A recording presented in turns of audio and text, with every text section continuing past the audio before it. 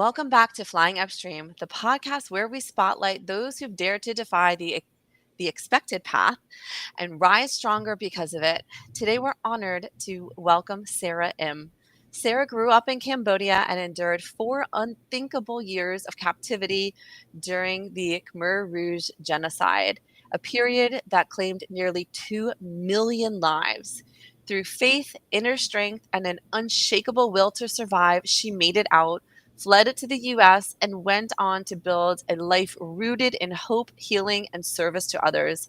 Now she's a speaker, author of an award winning How I Survived the Killing Fields, and founder of the Christian Professionals Network of Tampa Bay. Sara, we're so grateful to have you here with us today. Welcome to Flying Upstream.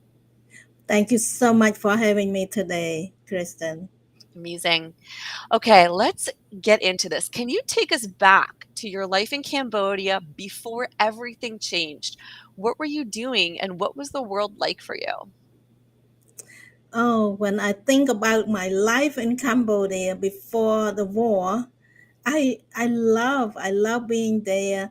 I was in the countryside. My parents are farmers, and later on, they changed their profession. They give up farming and they become a small business owner. But I was encouraged to stay in school no matter what. So um, so that's what I did. I love staying in school and enjoy learning and everything. And then finally, I was able to graduate from high school. And that, because of their encouragement, I was able to go to college. And that's when the the war started, when I was away from home. So yeah, but my life in as a young person, I was loved and secure, and I was the firstborn child. Aw, Yeah. that sounds lovely. So, when the Khmer Rouge took over, you were still in college. What do you remember most about those first days of the regime taking power? I remember vividly. They came in the military processing, like the truck, the tank, the big gun, the soldier marching the in the middle of the city, and everything was they still shut down, like nothing happening. So no school, no marketplace, no bus line, nothing was moving. Everybody was just, observing the coming of the new regime. I have no idea what to expect, but things turned pretty badly, pretty quickly. Yeah. Yes. So, you were separated from your family and you were sent to a labor camp. What Yes. what was daily life like for you there? Oh, the labor camp, it's just almost undescribable. But to make it simple to understand, that we were put in the rice field, working under the hot sun of Cambodia. It's very hot all day long. 15, 16 hours a day, 7 days a week. And they give us very little food to eat and very little time to sleep. So gradually, not long after we get started, we become sick. A lot of us get sick because Mm, of the condition, the working condition, the living condition, and all of that. I too become sick. mm. So you're in these brutal conditions. It's insanely hot. You're working until the point of exhaustion. You just can't even function anymore. You're getting practically no food, definitely not enough to stay healthy. And then at some point you become so sick that they sent you to the infirmary. Now, most people didn't even make it out of there. What gave you the courage to sneak out and take that risk? Yes, During this time, my mind was thinking about my family.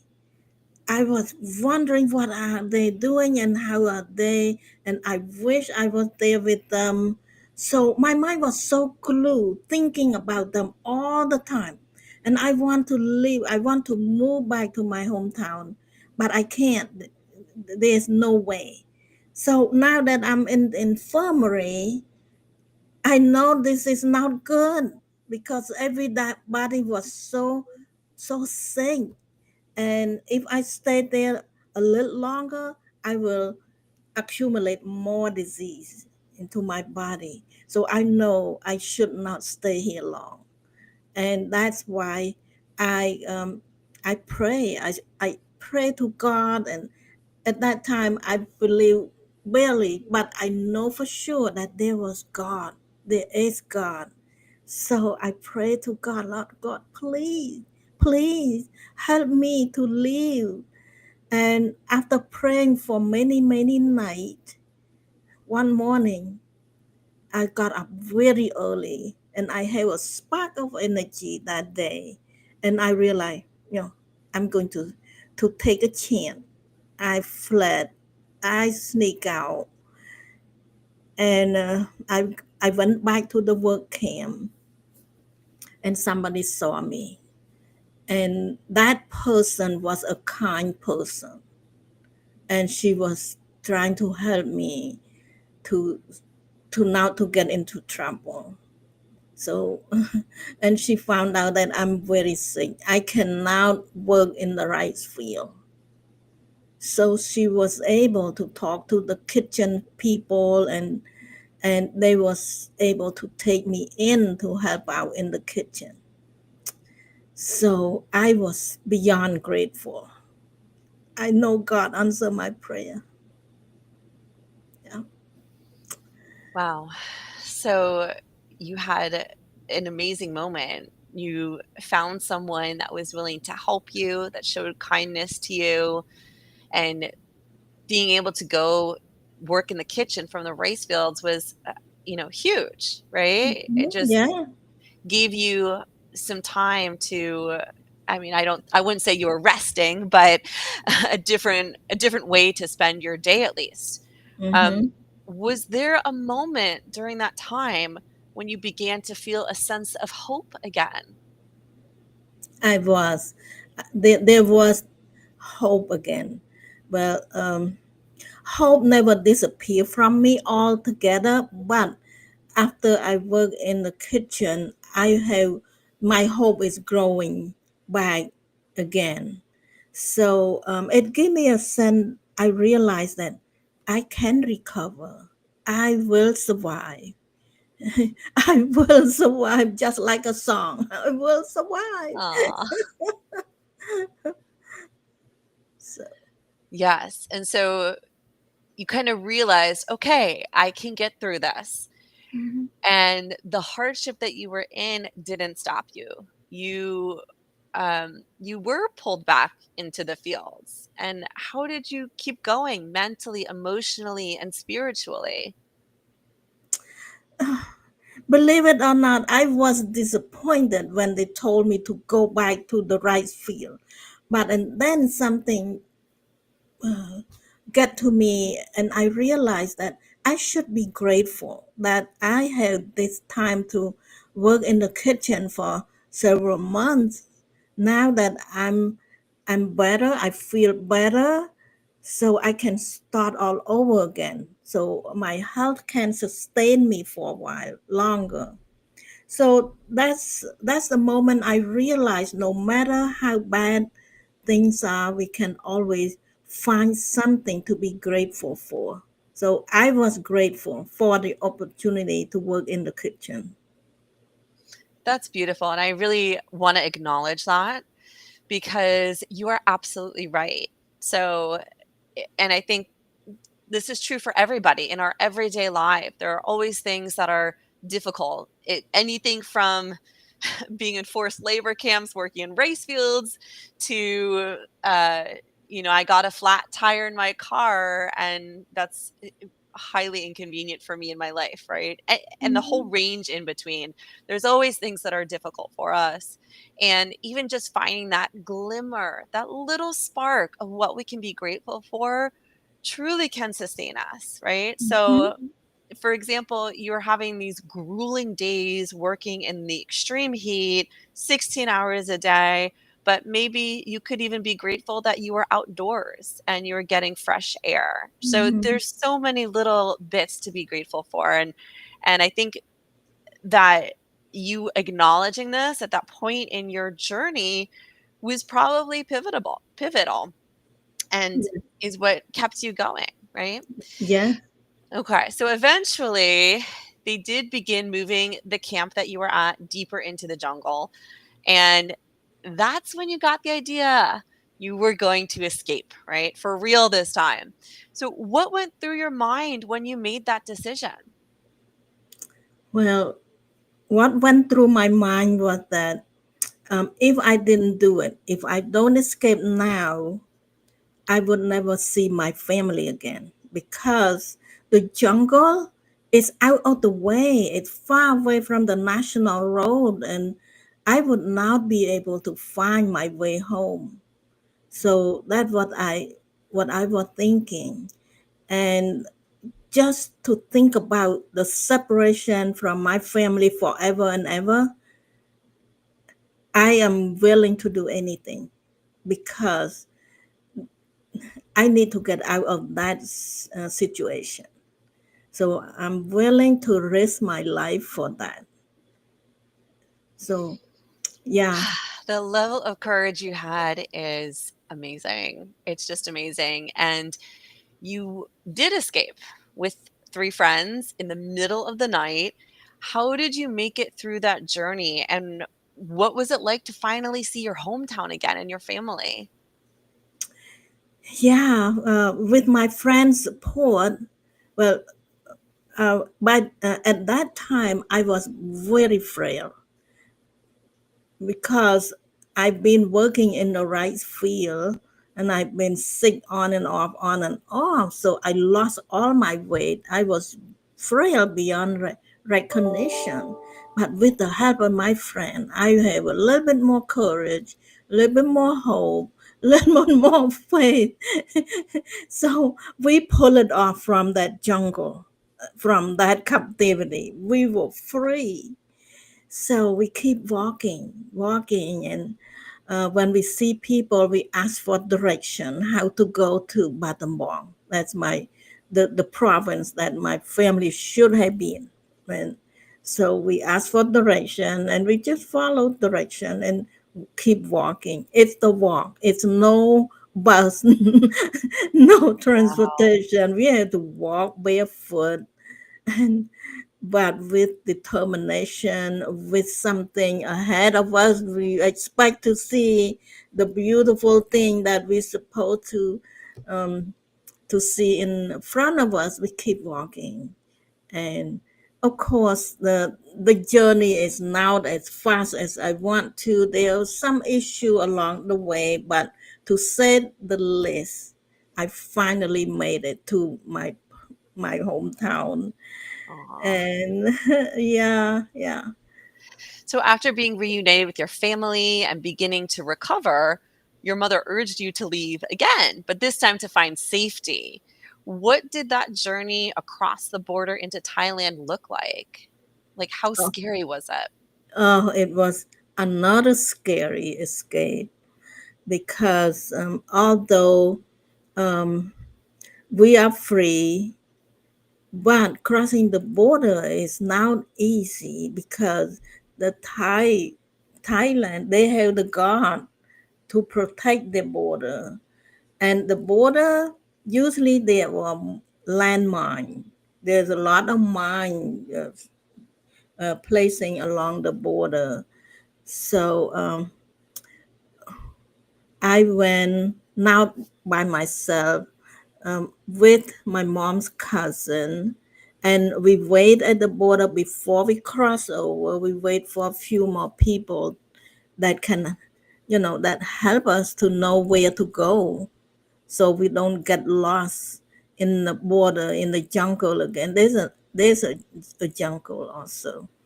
So with that collaboration with other people, we have the same goal is to cross to the other side. So we did it. We did it. It was scary, but we made it. Wow. Yeah. And once you were in the refugee camp, how did you find your way to the United States? Well, my mom had a cousin who came to the state long time ago for study. So during this war, he did not come home.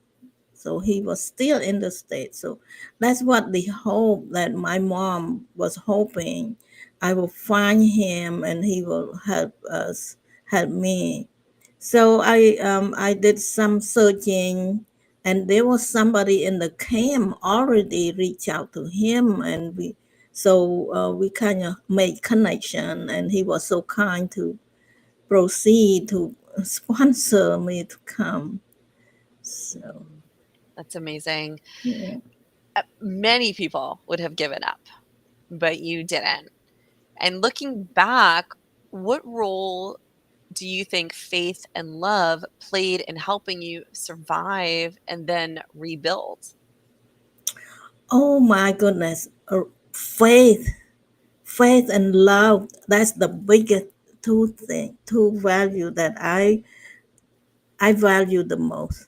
Have faith, believe that thing is going to happen. The good thing is going to show up, and just continue have faith in that, and that faith come from the love, because the love in my heart, the love for my family, it just strengthened my faith, because I don't do this just for my own good. I'm doing this because I love my family. I'm willing to risk my life for it. So it just like all in all together, back and forth, and combined with the two, I think that give me so much strength. That's beautiful. And today you help others strengthen their confidence and courage through faith and gratitude. What's one practice or belief that you turn to daily, especially when things feel overwhelming? What practice and believe, I I my faith is strengthened, and I have my faith and I practice, and my daily practice is that I take care of myself because I love myself. So when you believe in love, you have to love yourself first, right? If we don't love ourselves, we cannot love other people. So I enjoy my morning walk, my morning exercise. So morning is good for me for showing my love for myself. And then during the day we'll do other things. So my daily practice is start with exercise and walking, and reading the devotional, short, simple, but help my mind to be at the right place. Amazing. Amazing. Sarah, you have shared so much with us today. We've got one last question for you. If someone listening right now is in their own kind of dark season, maybe not in a war zone, but a personal struggle, what would you want them to know about the power of faith, hope, and love? Well, if some of our viewers are in this situation, I can relate to myself when I was in the camp, in the forced labor camp. Um, just follow me, follow my practice, because I believe that when I put my love for my family first, that's a purpose. We have to have a purpose in life. The purpose is not for our own good. It's it's benefit other people. That's why we call it purpose. It's not a greedy, selfish purpose. So if you have somebody that you love and you want so much, focus on that love and believe, have that faith that you will be able to reach your goal. So that's That's what I advise. Please focus on your love for somebody. Beautiful. Sara, thank you for sharing your extraordinary journey with us. Your story is a living testament to the strength of the human spirit and the healing power of faith and love. If you want to learn more about Sara or her book, How I Survived the Killing Fields, check out more in the show notes. Until next time, keep questioning, keep exploring.